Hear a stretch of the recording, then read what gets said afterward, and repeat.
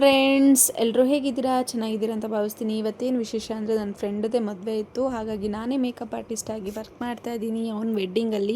ನಾವು ಗೊತ್ತಲ್ಲ, ಯಾವಾಗಲೂ ಮುಂಚೆನೇ ಹೋಗಿ ವೆಯ್ಟ್ ಮಾಡ್ಕೊಂಡು ಕೂತ್ಕೊಂಡ್ಬಿಡ್ತೀವಿ ಕ್ಲೈಂಟ್ಗೋಸ್ಕರ. ಫ್ರೆಂಡೇ ಮದುವೆ ಆಗಿರೋದ್ರಿಂದ ನಾನು ಬೇಗ ಬಂದು ವೆಯ್ಟ್ ಮಾಡ್ತಾ ಇದ್ದೆ.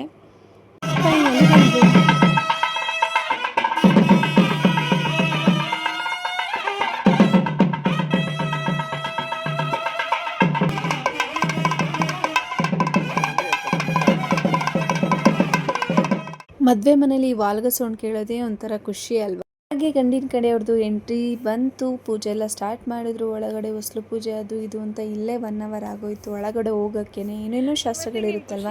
ನನಗೇನು ಕಾಮಿಡಿ ಅಂತ ಅನಿಸಿದ್ದು ಅಂದರೆ ಇವ್ನ ಕೈಯಲ್ಲಿ ಏನೋ ತ್ರಿಶೂಲ ಥರ ಕೊಟ್ಬಿಟ್ಟಿದ್ರು. ಅವನಿಗೆ ಶಾಸ್ತ್ರ ಅಂತ ಇಟ್ಕೊಂಡಿರ್ಬೇಕಂತ ಅದಕ್ಕೊಂದು ನಿಂಬೆಹಣ್ಣು ಚುಚ್ಚು ಬೇರೆ ಕೊಟ್ಬಿಟ್ಟಿದ್ರು. ಕಾಮಿಡಿ ಆಗಿತ್ತು. ಹಾಗೆ ಹುಡುಗಿ ಕಡೆಯವ್ರದ್ದು ಎಂಟ್ರಿ ಸ್ಟಾರ್ಟ್ ಆಯಿತು. ಅವ್ರದ್ದು ಫೋಟೋಶೂಟ್ ಎಲ್ಲ ಮಾಡಿಸಿದ್ರು. ಬೇಗನೆ ಬಂದಿದ್ರು. ಹುಡುಗಿಗೆ ಲೈನ್ ಹೊಡಿತಾನಂಟಿ. ಹ್ಞೂ ಆಂಟಿ ನೋಡಿ, ಹುಡುಗಿನ ಇಲ್ಲಿಂದ ಲೈನ್ ಹೊಡಿತಾ ಇದ್ದಾನೆ. ನಡಿ ರೆಡಿ ಆಗ್ಬಿಟ್ಟು ಬಂದ್ಬಿಟ್ಟಿದ್ಯಾ? ಓಯ್, ಏನ ಹೆಸರು? ರೂಬಿ. ರೂಬಿ, ನೀವು ಮದುವೆಗೆ ರೆಡಿಯಾಗಿ ಬಂದ್ಬಿಟ್ಟಿದ್ದೀರಾ? ನೋಡಲ್ವಾ? ಆಯ್ ಮಾಡು. ಸೆಕೆಂಡ್ ಕೊಡು. ಕೊಡ್ತೇ ಇಲ್ಲ ನೀನು. ಸೆಕೆಂಡ್ ಕೊಡು ರೂಬಿ. ಇಲ್ಲಿ ರೂಬಿ, ಸೆಕೆಂಡ್ ಕೊಡೋದೆಲ್ಲ ಕಲಿಸಿಲ್ಲ ನೀನು. ಕೊಡು ರೂಬಿ, ಕೊಡು ಮಗನೇ. ನೀವು ಚೆನ್ನಾಗಿ ಕಟ್ಟಿಂಗ್ ಎಲ್ಲ ಮಾಡಿಸ್ಕೊ ಬಂದ್ಬಿಟ್ಟಿದ್ದೀರಲ್ಲ ರೂಬಿ ಅವರೇ. ಪಾಪ ಹುಡುಗಿ ಮನೆಯವರು 2:30ಗೆಲ್ಲ ಬಂದ್ಬಿಟ್ಟಿದ್ರು ಚೌಟ್ರಿಗೆ. ಆದರೆ ಇನ್ನೂ ಅವ್ರನ್ನ ಒಳಗಡೆ ಕರ್ಕೊಳ್ಳೋ ಶಾಸ್ತ್ರ ಮಾಡಲಿಲ್ಲ. ಟೈಮ್ ಇದು 5:30 ಒಳಗಡೆ ಎಂಟ್ರಿ ಕೊಟ್ಟರು. ಪುನಃ ಅಲ್ಲೇನೋ ಶಾಸ್ತ್ರ ಅಂತ ಕೂರಿಸ್ಕೊಂಡಿದ್ರು. 5:45ಗೆ ನನಗೆ ಸಿಕ್ಕಿದ್ರು. 7 ಗಂಟೆಗೆ ಬಿಟ್ಕೊಡಮ್ಮ ಅಂತಂದರೆ ಹೆಂಗಪ್ಪ ಆಗುತ್ತೆ? ಮೇಕಪ್ ಆರ್ಟಿಸ್ಟ್ ಕಷ್ಟನೇ ಇದೆ ಆ್ಯಕ್ಚುಲಿ ಹೇಳಬೇಕು ಅಂತಂದರೆ. ಬಟ್ ಹುಡುಗಿ ಮನೆಯವ್ರದ್ದು ತಪ್ಪು ಅಂತ ಹೇಳೋಕ್ಕಾಗಲ್ಲ, ಹುಡುಗಿದು ತಪ್ಪು ಅಂತ ಹೇಳೋಕ್ಕಾಗಲ್ಲ, ಶಾಸ್ತ್ರದ್ದೇ ತಪ್ಪು. ಆ್ಯಕ್ಚುಲಿ ಅಷ್ಟೊಂದು ಶಾಸ್ತ್ರಗಳಿರುತ್ತೆ ಮದುವೆಯಲ್ಲಿ, ಹೇಳೋಕ್ಕಾಗಲ್ಲ. ನಮ್ಗೆ ಯಾವಾಗ ಸಿಗ್ತಾರೋ ಆವಾಗ ಟೈಮಲ್ಲಿ ನಾವು ಪಟ್ ಅಂತ ಕೆಲಸಕ್ಕೆ ಸ್ಟಾರ್ಟ್ ಮಾಡಿಬಿಟ್ಟಿರ್ಬೇಕಿತ್ತು. ನನಗೆ ಗೊತ್ತಿತ್ತು ಪಕ್ಕ ನಾನು ಒಬ್ಳು ಕೈಲಿ ಆಗಲ್ಲ, ಇವ್ರು ಬೇಗ ಬರಲ್ಲ ಅಂತಲೇ ಬಿಟ್ಟಿದ್ದೆ ನನ್ನ ಹೆಲ್ಪ್ಗೆ. ಫೈನಲಿ ರೆಡಿಯಾಗಿ ಕಳಿಸಿದ್ವಿ ಹೊರಗಡೆ ಫೋಟೋಶೂಟ್ಗೆ ಅಂತ ಹೇಳಿಬಿಟ್ಟು. ಮತ್ತೆ ಪುನಃ ಒಳಗಡೆ ಬಂದರು. ಇಲ್ಲ ಒಳಗಡೆ ರೂಮಲ್ಲೇ ಫೋಟೋಶೂಟ್ ಮಾಡ್ತೀವಿ ಅಂತ. ಹುಡುಗಿ ತುಂಬಾ ಚೆನ್ನಾಗಿ ಕಾಣಿಸಿತ್ತು, ಅವಳಿಗಂತೂ ಖುಷಿ ಆಯಿತು. ನಾನು ನೋಡಿ ಹೇಗೆ ರೆಡಿಯಾಗಿದ್ದೆ, ನನ್ನ ಫ್ರೆಂಡ್ ವೆಡ್ಡಿಂಗ್ ರಿಸೆಪ್ಷನ್ ಲುಕ್ ಇದು ನಂದು. ಜನ ಅಂತೂ ತುಂಬಾ ಬಂದುಬಿಟ್ಟಿದ್ರು. ಇವಾಗಿನ್ನ ನಾನು ತೋರಿಸ್ಬೇಕಾಗಿರಲಿಲ್ಲ. ಡ್ಯಾನ್ಸ್ ಸ್ಟಾರ್ಟ್ ಆಯಿತು. ಡ್ಯಾನ್ಸ್ ಮಾಡೋ ಅಂದರೆ ಇಬ್ಬರು ಸ್ಟಾರ್ಟ್ ಮಾಡಿರಲಿಲ್ಲ. ನನ್ನ ಫ್ರೆಂಡ್ ಮಾತ್ರ ಮಸ್ತಾಗಿ ಡ್ಯಾನ್ಸ್ ಆಡ್ದ. ಅವನು ಇಷ್ಟೊಂದು ಚೆನ್ನಾಗಿ ಡ್ಯಾನ್ಸ್ ಆಡ್ತಾನೆ ಅಂತ ನಮ್ಮ ಕಾಲೇಜಲ್ಲಿ ಗೊತ್ತಿತ್ತು. ಒಂದು ಸತಿ ನಾವು ಗ್ರೂಪ್ ಡ್ಯಾನ್ಸ್ ಆ ಥರ ಮಾಡಿದ್ವಿ. ಬಟ್ ಸ್ಟೇಜ್ ಮೇಲೆ ಡ್ಯಾನ್ಸ್ ಮಾಡಿಬಿಟ್ಟ, ಹುಡುಗಿಗಿಂತ ಚೆನ್ನಾಗಿ ಡ್ಯಾನ್ಸ್ ಮಾಡಿಬಿಟ್ಟ.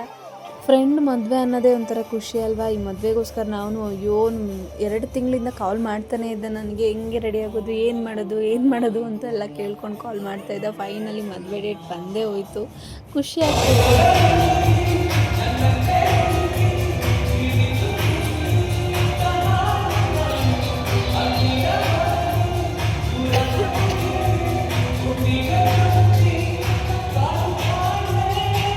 ಆರ್ಕೆಸ್ಟ್ರಾ ಎಲ್ಲ ಇಟ್ಬಿಟ್ಟಿದ್ರಪ್ಪ ಮದುವೆಲಿ. ಖುಷಿ ಆಯಿತು ನೋಡಿ, ಯಾರಿಗೂ ಬೋರ್ ಆಗಬಾರ್ದು ಅಂತ ಹೇಳ್ಬಿಟ್ಟು.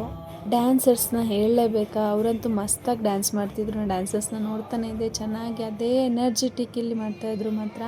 ಹಾಗೆ ಅವ್ರನ್ನ ಬಿಡ್ತಾರೆ ಅವರು ಮದುವೆ ಗಂಡು ಹೆಣ್ಣ ಮಾಡಿಸಿ ಅಂತ ಹೇಳ್ಬಿಟ್ಟು ಫೈನಲಿ ಸ್ಟೆಪ್ ಹಾಕ್ಸೇ ಬಿಟ್ರು. ನೋಡಿ ಎಷ್ಟು ಚೆನ್ನಾಗಿ ಆಡ್ತಾಯಿದ್ದಾರೆ ಅಂತ. ಇಬ್ಬರು ಸೇರಿಕೊಂಡು ನಗು ನಮಗೊಂದು ಕಡೆ, ಖುಷಿಲಿ ಕಿರ್ಚ್ತಾ ಇದ್ದೀವಿ ನಾವು ಕೆಳಗೆ ನಿಂತ್ಕೊಂಡು. ಸೂಪರ್ ಗೋಪಿ ಅಂತೆಲ್ಲ ಹೇಳ್ಬಿಟ್ಟು.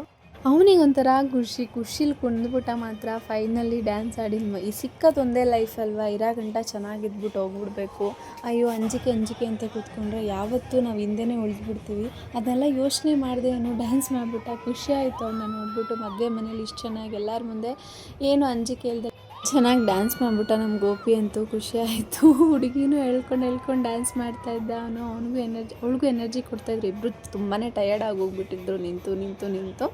ಹಾಗೆ ಈಗ ಡ್ಯಾನ್ಸ್ ಅಂದರೆ ಯಾರಿಗಿಷ್ಟ ಆಗಲ್ಲ? ಡ್ಯಾನ್ಸ್ ನೋಡ್ತಿದ್ರೆ ಎಲ್ರಿಗೂ ಖುಷಿ ಆಗಿಬಿಡುತ್ತೆ ಅಲ್ವಾ? ಎಲ್ಲರೂ ಸ್ಟೇಜ್ ಮೇಲೆ ನೋಡಿಕೊಂಡು ಖುಷಿ ಪಡ್ತಾಯಿದ್ರು ಕೆಳಗಡೆ.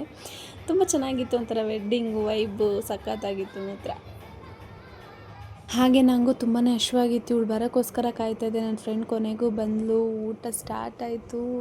ಐಟಮ್ ಚೆನ್ನಾಗಿತ್ತು. ಮತ್ತು ಎಲ್ಲನೂ ಅಂದರೆ ಕಮ್ಮಿ ಇದ್ರೂ ಜಾಸ್ತಿನೇ ಮಾಡಿಸಿದ್ರು, ಕಮ್ಮಿ ಇದ್ರೂ ಎಲ್ಲ ಐಟಮ್ಸು ಖುಷಿ ಆಯಿತು. ಬಟ್ ನನಗೆ ತಿನ್ನೋಕ್ಕೆ ಆಗಲಿಲ್ಲ ಮದುವೆ ಊಟ, ಯಾಕೆ ಅಂತ ಗೊತ್ತಾಗಲಿಲ್ಲ. ಆದರೂ ಸ್ವಲ್ಪ ತಿನ್ಕೊಂಡು ಬಂದು ನೋಡಿದ್ರೆ ಇವ್ರು ದಿನ ಮುಗ್ದಿಲ್ಲ ಪಾಪ ಗುರು. 12 ಆಗಿದೆ. ಅವ್ರು ಫೋಟೋಗ್ರಾಫರ್ ಬಿಡ್ತಾ ಇಲ್ಲ ಪಾಪ, ಅವ್ರನ್ನೂ ತಪ್ಪಂತ ಹೇಳೋಕ್ಕಾಗಲ್ಲ. ಕೊನೆಯದಾಗಿ ಫೋಟೋಗ್ರಾಫರ್ನೇ ಅಲ್ವಾ ದೂರೋದು ಇವರು ಅಂತ ಹೇಳ್ಬಿಟ್ಟು ಅವರು 12 ಗಂಟೆ ಫೋಟೋ ಶೂಟ್ ಮಾಡಿಸಿ ಹೊಟ್ಟೆ ಹಸ್ತು ಇಬ್ರಿಗೂ. ಅಯ್ಯೋ ಪಾಪ ಹೇಳೋಕ್ಕಾಗಲ್ಲ. ಅಂದ್ರೂ ನನ್ನ ವೀಡಿಯೋಕ್ಕೋಸ್ಕರ ನೋಡಿ ಏನು ಮಾಡಿದ್ರು ಅಂತ. ಹೋಗ್ಲಿ, ನನ್ನ ವೀಡಿಯೋಕ್ಕೋಸ್ಕರ ತಿನ್ಸು, ನನ್ನ ವೀಡಿಯೋಗೋಸ್ಕರ ತಿನ್ಸಿ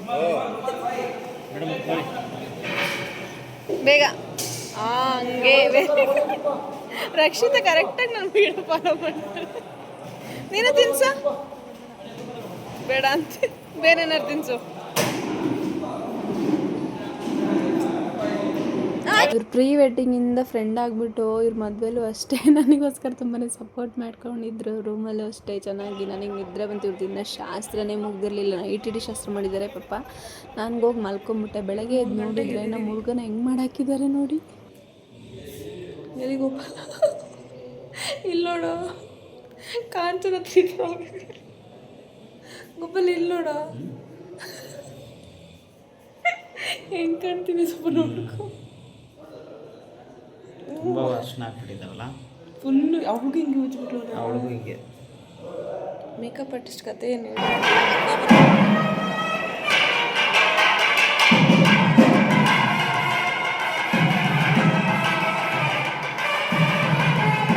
ಫೈನಲ್ಲಿ ಮದುವೆ ಶಾಸ್ತ್ರ ಸ್ಟಾರ್ಟ್ ಆಯಿತು. ಅಕ್ಷತೆ ಕೊಟ್ಟರು ಕೈಗೆ. ಇನ್ನೇನು ತಾಳಿ ಕಟ್ಟೋ ಸಂದರ್ಭ ಬಂದೇ ಹೋಯಿತು. ಗೋಪಿದು ಅಂತೂ ಇಂತೂ ಟೈಮ್ ಮುಗೀತು.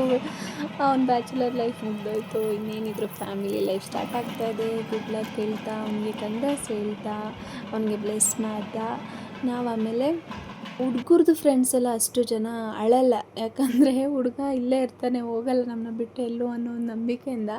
ಆದರೆ ಹುಡುಗಿ ಫ್ರೆಂಡ್ ಬಂದಿದ್ದರು ಇಬ್ಬರು. ಪಾಪ ಅವಳು ತುಂಬಾ ಹಚ್ಕೊಂಡ್ಬಿಟ್ಟಿದ್ಲು ಅಂತ ಅನಿಸುತ್ತೆ. ಆ ಹುಡುಗಿನ ನೋಡಿದಾಗ ನನಗೂ ಬೇಜಾರಾಯಿತು. ಆ್ಯಕ್ಚುಲಿ ನನ್ನ ಫ್ರೆಂಡ್ ನೆನಪಾದ್ಲು. ಅವಳ ಮದುವೆಲೂ ನಾನು ಹಿಂಗೆ ಹತ್ತಿದ್ದೆ, ಫ್ರೆಂಡ್ ಜೀವಿ ಅಂತ. ಅವಳ ಮದುವೆ ನಾನು ತುಂಬಾ ಹತ್ಬಿಟ್ಟಿದ್ದೆ. ಅವಳು ಹೋಗ್ಬೇಕಾದ್ರೆ ತುಂಬಾ ಅಳು ಬರುತ್ತೆ. ಎಷ್ಟೇ ಹೆಣ್ಮಕ್ಳು ಸ್ಟ್ರಾಂಗ್ ಆಗಿದ್ರು ಆ ತಾಳಿ ಕಟ್ಟೋ ಸಂದರ್ಭ ಬಂದಾಗ ಅತ್ತೆ ಅಳ್ತಾರಲ್ವ, ಯಾಕೆ ಅಂತ ಗೊತ್ತಿಲ್ಲ. ಏನೋ ಬಿಟ್ಟು ಏನೋ ಕಳ್ಕೊತಿದ್ದೀವಿ ಅಂತ ಫೀಲ್ ಆಗುತ್ತೆ ಹೆಣ್ಮಕ್ಳಿಗೆ, ಅದಕ್ಕೆ ಅಳ್ತಾರೆ. ಫ್ರೆಂಡ್ ನೋಡಿ, ಇವರಿಬ್ಬರೇ ಫ್ರೆಂಡು. ಇವಳ ಮುಖ ಸಪ್ಪಗಾಯ್ತು, ಇವಳು ಅಷ್ಟೊಂದು ಹತ್ತಿಲ್ಲ. ಇವಳು ಜೂನಿಯರ್ ಅಂತೆ. ಇವಳಂತೂ ಅಯ್ಯೋ ಅಳ್ತಾನೆ ಇದ್ಲು. ಹುಡುಗಿ ತಾಳಿ ಕಟ್ಟುವಾಗಿಂದನೂ ಅಳ್ತಾನೆ ಇದ್ಲು, ನೋಡೋಕ್ಕಾಗ್ತಿರ್ಲಿಲ್ಲ ನನಗೆ. ಓಕೆ ಗಾಯ್ಸ್, ಈ ವ್ಲಾಗು ನನ್ನ ಫ್ರೆಂಡ್ ವೆಡ್ಡಿಂಗ್ ವ್ಲಾಗ್ ಇಲ್ಲಿಗೆ ಎಂಡ್ ಮಾಡ್ತಾ ಇದ್ದೀನಿ. Thank you so much guys watching. Thank you, bye, tata. Next ವೀಡಿಯೋದಲ್ಲಿ ಸಿಗೋಣ.